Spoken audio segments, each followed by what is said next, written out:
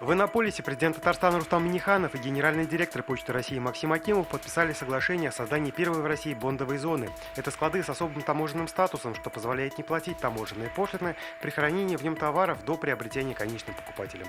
Сегодня в Татарстане выявлено 29 новых случаев COVID-19, из них 2 завозные, остальные контактные. 4 человека госпитализированы, 25 лечатся дома. Из-за празднования Дня города в Казани будет закрыто движение по некоторым центральным улицам. 29 августа будет перекрыта улица Марджани. В день города будет закрыт проезд по улицам Зайни Султана и Каюма Насыри, Марджани, а также на территории Старо-Татарской Слободы и на улице Севгата Хакима у центра семьи Казан.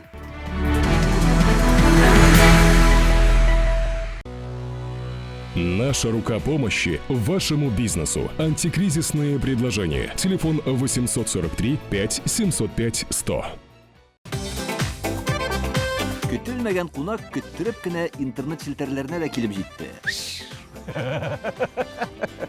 Хәзер бу фильмның барлык серияларын ТНВ.ру сайтында карап була.